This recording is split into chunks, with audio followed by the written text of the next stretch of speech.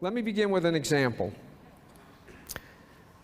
This is the job description of a hospital janitor that is scrolling up on the screen. And all of the items on it are unremarkable. They're the things you would expect. Mop the floors, sweep them, empty the trash, restock the cabinets. It may be a little surprising how many things there are, but it's not surprising what they are. But the one thing I want you to notice about them is this.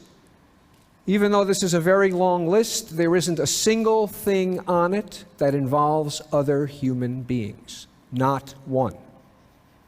The janitor's job could just as well be done in a mortuary as in a hospital. And yet, when some psychologists interviewed hospital janitors to get a sense of what they thought their jobs were like, they encountered Mike, who told them about how he stopped mopping the floor because Mr. Jones was out of his bed, getting a little exercise, trying to build up his strength, walking slowly up and down the hall. And Charlene told them about how she ignored her supervisor's admonition and didn't vacuum the visitors' lounge because there were some family members who were there all day, every day, who at this moment happened to be taking a nap. And then there was Luke, who washed the floor in a comatose young man's room twice because the man's father, who had been keeping a vigil for 6 months, didn't see Luke do it the first time, and his father was angry. And behavior like this from janitors, from technicians, from nurses, and if we're lucky every now and then from doctors, doesn't just make people feel a little better, it actually improves the quality of patient care and enables hospitals to run well. Now, not all janitors are like this, of course, but the ones who are think that these sorts of human interactions involving kindness, care, and empathy are an essential part of the job, and yet their job description contains not one word about other human beings.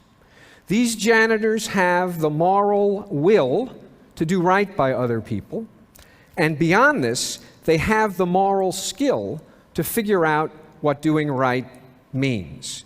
Practical wisdom, Aristotle told us, is the combination of moral will and moral skill. A wise person knows when and how to make the exception to every rule, as the janitors knew when to ignore their job duties in the service of other objectives. A wise person knows how to improvise, as Luke did when he rewashed the floor. Real-world problems are often ambiguous and ill-defined, and the context is always changing. A wise person is like a jazz musician, using the notes on a page, but dancing around them, inventing combinations that are appropriate for the situation and the people at hand. A wise person knows how to use these moral skills in the service of the right aims, to serve other people, not to manipulate other people. And finally, perhaps most important, a wise person is made, not born. Wisdom depends on experience, and not just any experience. You need the time to get to know the people that you're serving. You need permission to be allowed to improvise, to try new things, occasionally to fail, and to learn from your failures. And you need to be mentored by wise teachers. When you ask the janitors who behave like the ones I described how hard it is to learn to do their jobs, they tell you that it takes lots of experience. And they don't mean it takes lots of experience to learn how to mop floors and empty trash cans. It takes lots of experience to learn how to care for people. At TED, brilliance is rampant. It's scary. The good news is that you don't need to be brilliant to be wise.